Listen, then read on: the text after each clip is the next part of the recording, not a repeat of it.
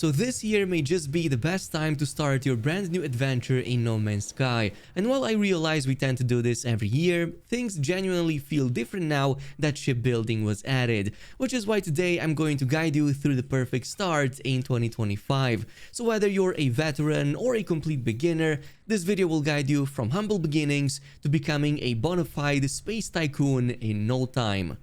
That being said, right from this main menu, you've got the option between a few game modes. The gist of it is that normal mode is the most popular. However, right now, I highly encourage you to start a brand new expedition playthrough, even if you're a complete beginner.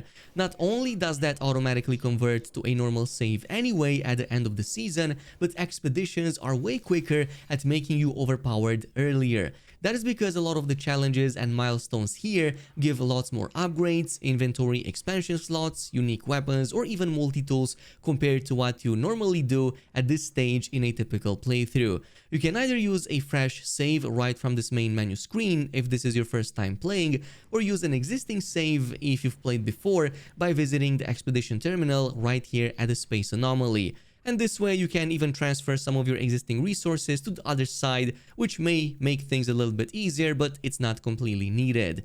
So for example, right now we've got Expedition 19 called Corvette, which starts really quickly and puts you into shipbuilding almost right away.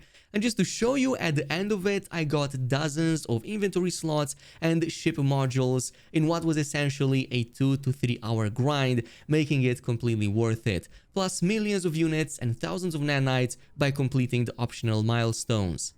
Now, whichever of these options you picked, you will need some early game pro tips to get started. And here are some of the top ones veterans have been using to make things a lot easier. First, we don't really have many upgrades early, so we gotta learn how to exploit our multi-tools overheat mechanic.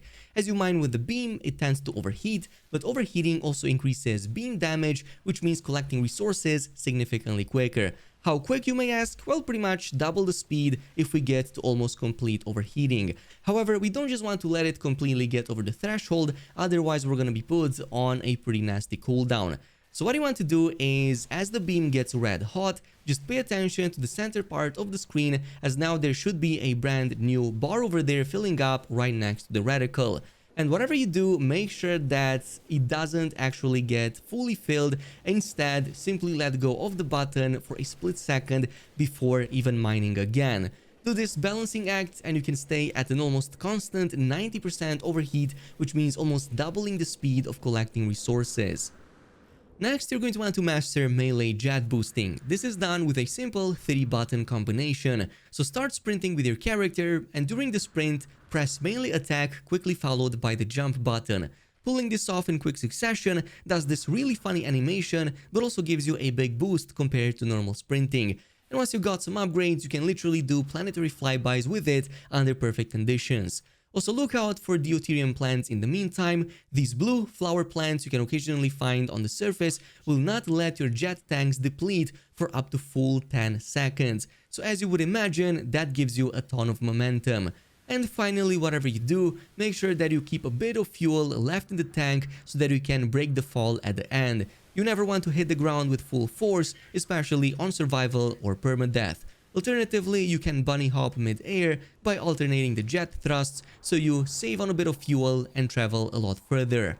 But let's keep on going, and especially keep an eye out for some of these items after collecting some dihydrogen. Chances are that you got some crystal fragments, and while more than often you're going to mostly get more dihydrogen out of them, they also have a slightly lower chance to give you some storm crystals, which can go up to 200,000 units at the market, meaning that you can make your early game a lot easier with a bit of luck.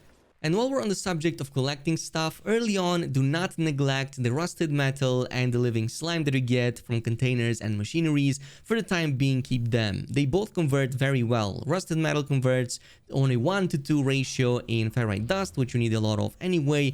Meanwhile, some of these living slimes, as well as the goop that you get from various machineries, can be further converted into the items that eventually give you, obviously, nanites. So you can get a few hundreds early on that you're going to need anyway for a bunch of upgrades as soon as you can. But chances are that you're going to do a lot of this during some heavy storms. However, don't just run from them, run through them, as they can actually give you some pretty big benefits. So this is going to depend on the type of storm. Firestorms will increase your jetpack duration, which means you can actually fly for a lot longer. If you're in a blizzard, this is going to increase your mining beam, heat dispersion, which means you can mine things a lot more efficiently. Radioactive is basically going to increase terrain manipulator yields, and finally the toxic rainstorm increases sprint duration, so you get some benefits out of all of them. However, if you still want to hide from them but don't have a building in sight, you can use your terrain manipulator, just dig yourself a hole, or pretty much a whole cave if you want to, and going inside will pretty much act as any other shelter in the game, regenerating your shields and HP over a little bit of time. But by this point, chances are that you got back to your ship. However, here are some important details that can help you all the way into the end game and even past that. One of which is going to be this screen over here to the far left. This is going to show your current coordinates, and this is going to help a ton if you're searching for community items, such as a very rare multi-tool or a ship that doesn't really have any communication stations nearby, but you do have the coordinates of. Alternatively, you can also go ahead and use your scanners, pull it up, and you're going to see it right here on the right side of the screen, right under the local data. Speaking of which, this may also be the perfect time to set up your keybinds, especially if you're playing on keyboard and mouse, and pretty much any quick menu action can be binded this way. So from 1 to 4, I like quick binding actions such as switching from first to third person camera, both for my character and for my ship, summoning the ship itself, exiting the pilot seat in the case of the Corvette, all the way to activating photo mode or even performing gestures. Additionally, since we just talked about mining efficiency, you'll get a lot more yield from deposits when setting your terrain manipulator beam to the smallest size possible. The yield per part destroyed is the same no matter the size of the beam, which means smaller can break it off multiple times, yielding a lot more per deposit, as opposed to a large beam which can break a whole half but still give you only the same 15 to 20 of that resource. Very useful when you only find small deposits but really need a lot of that resource. And finally, we've got two more to help you out. One is that if you want some extra oxygen, you can just go ahead and destroy some of these aggressive plants and get a ton really quickly. Very helpful, especially if you're playing on a low atmosphere planet, as a lot of these plants will be there too. Plus, if you're in outer space and don't want your phase beam to overheat, you can mine them much quicker by simply pressing the button repeatedly instead of holding it down. This is going to completely log that at almost 0% overheating, but still deal a ton of damage, which can also help you in combat if you want to. But now you probably got into space and possibly even teleported to a new system. Well, here is what's going to make your exploration 10 times better and everything from this point on. So in this case, you likely now have the chance to finally summon your space anomaly, and the first thing you should go ahead and do is talk to a couple of these NPCs to get some extra nanites. If you talk to Ares over here, even for a few discoveries early on, it should already give you about 5 or so hundred of these nanites. But you can also talk to Helios, which similarly gives extra nanites for your discoveries. And now that's going to be enough to go ahead and afford the most important upgrades at this stage, hyperdrive upgrades. So with this, we can go ahead and try our luck at the space station and simply purchase a couple of modules from the ship vendor right here on the space station. And essentially, even if we cannot afford the max rank one just yet, even the B plus the C rank will more than suffice. Essentially, this is going to increase our range from just a measly 100 light years to 300 plus, which means we can pretty much skip entire systems when going to the next story objective and also save on a ton of warp cells. In this case, setting them one next to the other also gives you adjacency bonus, which depending how you place them in a square format will provide more or less extra hyperdrive range, even more if you place them in hypercharged cells. But from this point on, we need to start our first farming method, but we need some extra nanites for that. And early on, one of the best is going to be Whispering Eggs. And you're going to mostly get these from abandoned facilities. But by far the easiest way to find abandoned facilities is to grab your exocraft, which you can get very early on, and simply install the first two radar upgrades. If you go ahead and unlock just the first two at the anomaly, you can install them rather cheaply, and in this case, immediately scan for any of those abandoned buildings on the planet you're currently on.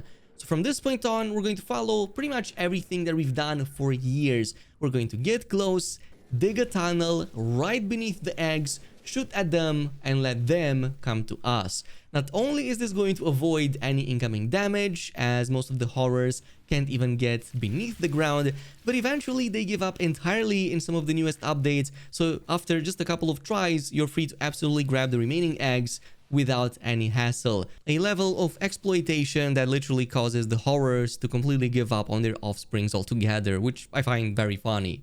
Every such building gives you around 10 to 15 of these alien eggs on average, so you're going to need about 3 of these buildings to pretty much get enough stacks to go ahead and afford the next thing, because you pretty much get about 500 nanites per each max stack of alien eggs. So once we got about 14 to 1500, we are ready for the next step.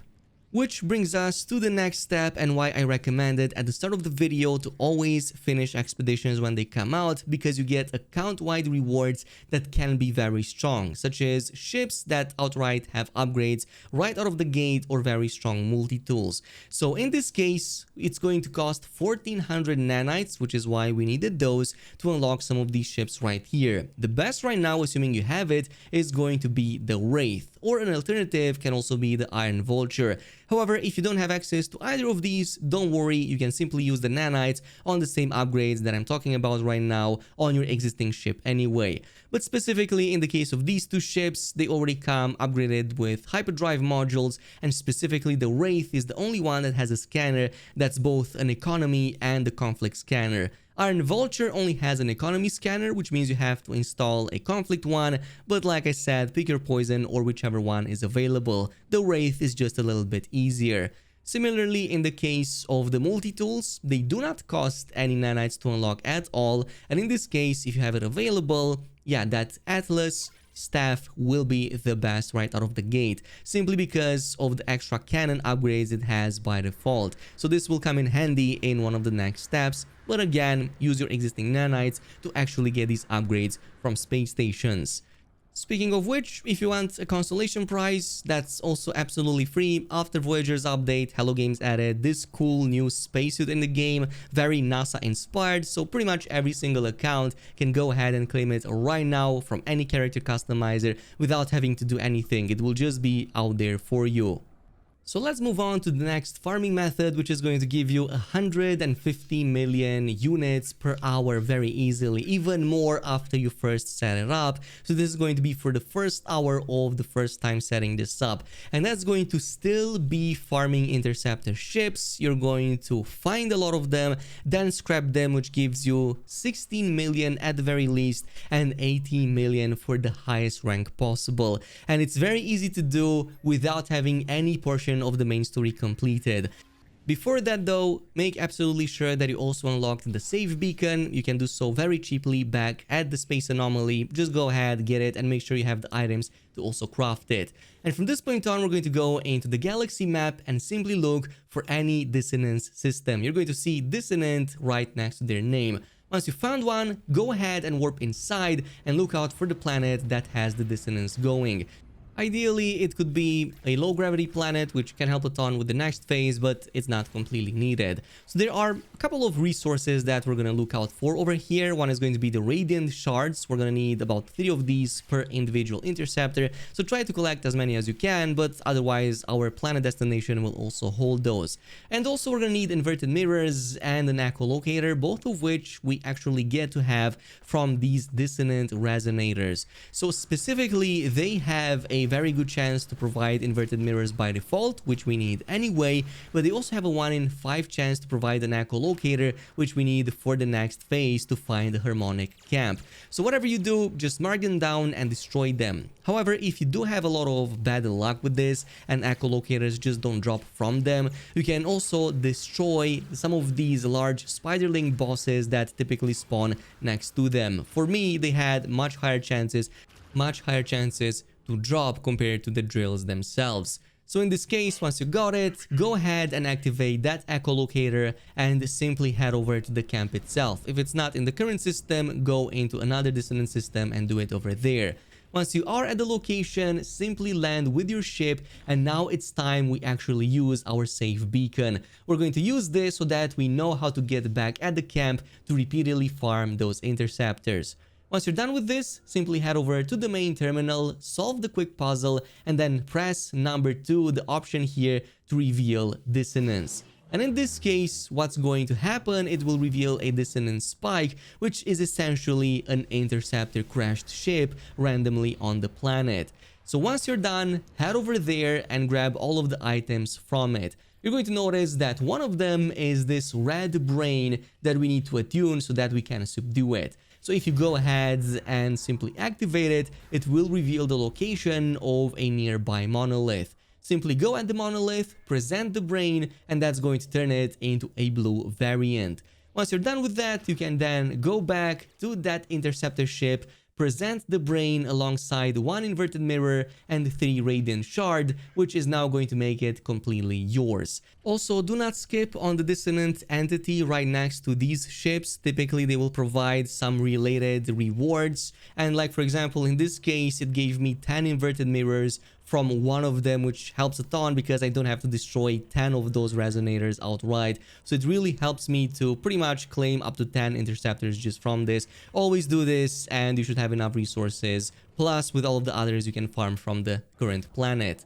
And you're going to then go back to the harmonic camp using your save beacon coordinates and simply rinse and repeating this process as many times as you see fit. Like I said, it only takes a couple of minutes from this point on to get 1 interceptor, so you can pretty much get like 10 or so ships per planet at the very minimal, which is going to mean hundreds of millions of units. So just to give you an example, I had no max rank 1, just an A class, I believe, a couple of Bs, and rest were all C. And as you can see, from them, I made 150 million units. The highest that was given to me was about like 45 million units from the B rank, but even like the Cs give you a minimal of 16. So in this case, you can definitely farm a lot more. Max rank would be 80 million. So if you can go into a max rank tier 3 system, like a booming, advanced, or high supply one, your chances to find higher rank interceptors is much higher, so you can literally make billions within just hours. And of course, I will also say this is a very lore friendly way of actually getting the money, since you're obviously doing something that the game always intended you to do, hunting for the best possible ships out there. And who knows, maybe you even find a very good one that you can keep for yourself. But now that we've got all of this money, we can go ahead and actually get our first buildable ship as well from the Voyagers update, which is going to put you ahead a lot. So in this case, we can actually go ahead and simply buy all of the items needed initially to craft at least a skeleton of a ship we can eventually turn into something great. But this is going to give you some major advantages. One is that it's yours, you made it yourself, so you can make it however you want to. But it's going to give you another big advantage, and that is it literally lets you farm from the upper atmosphere. So let's say in this case I want a lot more modules, which I can also sell for a profit if I want to, but I will mostly use them to just craft a better looking ship. So in this case I'm going to be looking out for some of these planets that list salvageable scrap as one of the resources. And in this case, we don't even have to land. What we can do is just exit the seat and then pull out the scanner to look out for some of these yellow icons in front of us. This is going to give us a much better view around, which means we can just go right there and we don't even have to land. We can just go into the pilot seat and attack the containers from up. And basically this is going to shoot through the ground and destroy them, giving us all of the parts in the process. Rinse and repeat, and you can get a lot more per hour than you would in any other way. And yes, this still works even after the latest patches. So we can go ahead and either use them or sell them. Again, this can also be a good farming method for units. But now that we got hundreds of millions in our bank account, there's one more resource that we really need for the next step, which is nanites. But guess what? If we can make easy money, we can also transform that into nanites with another method. And that is via the suspicious packages we can find in pirate systems. So that is why we got the Wraith. It's because it let us pretty much filter by conflict, which is going to be the easiest way to look out for, in this case, pirate systems. So simply pay attention to only the red systems in this case if you simply filter by conflict, and more often than not, you're going to find a pirate system to go inside of. Once you're here, make your way towards the contraband vendor, and there are a couple of items here we're specifically looking out for. One is suspicious packet arms, and the other one is the tech version, but you can also go ahead and purchase any larval or hadal cores you find here. We can break those down into even more extra nanites. But specifically for the first two, if we activate them in our inventory, they have a very high chance to provide some of these suspicious upgrade modules, which guess what? We can literally sell at full nanite cost right here at the same space station. And that's going to be our farming method altogether. We're going to hop from pirate system to pirate system, purchasing all of the suspicious packets and essentially selling the outcome out of them, all of those suspicious, of course, upgrades to the space station itself. And once you're done with the current system, we're going to go ahead and name it down. This is going to be the first, so we're going to give them names from 1 to 10. And we're going to continuously find the next pirate system to hop into, repeating the process over and over. So why 10 in this case? It's because it means that by the time you reach the 10th one, you can go back to the first number and essentially repeat this process again. This has been slightly nerfed compared to last year, as in it takes twice the amount for some of these NPCs to fully restock these items. At least that was the case for me in the latest patch. Previously, it was completely possible with only 5 of these systems, but for good measure, you can go for more, or not even do a rotation, just go to new pirate systems altogether.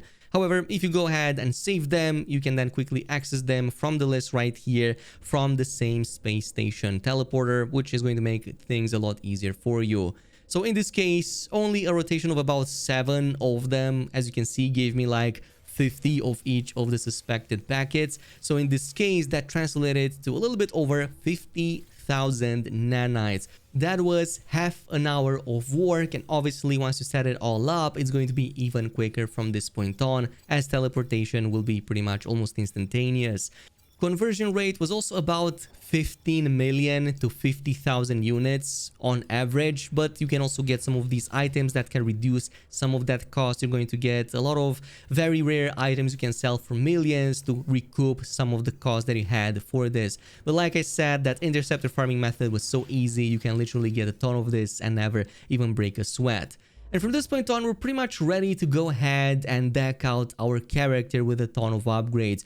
So once we got all of this though, what we can do is just find any tier 3 economy system once again and basically go at the space station NPCs and look out for any max rank upgrade modules. In this case, I recommend for your character going with movement modules, getting 3 max rank ones, which is going to help a ton. Also going with the shield modules and whatnot. So if you find the one that you need at the current vendor, purchase the one existing, go back to your ship, save, and then simply reload that save. You're going to notice that the NPC fully restocks, so you can buy a duplicate of the same max rank module once again. Rinse and repeat for the ship hyperdrive and other components as well, and you're pretty much going to be golden literally within the first 5 or so hours of playtime.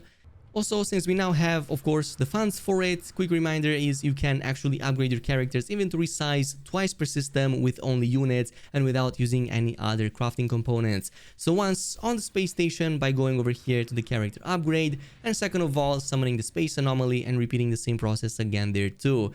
Personally, I'm not a big fan of finding the drop pods on planet surfaces, so for me this is just better, plus I do a lot of exploration anyway. And that's pretty much going to conclude today's video with the biggest tips and tricks. This is going to set you up for so much from later down the line, but now you pretty much have the damage, survivability, the ship, and everything else that you need for everything that's coming out after this.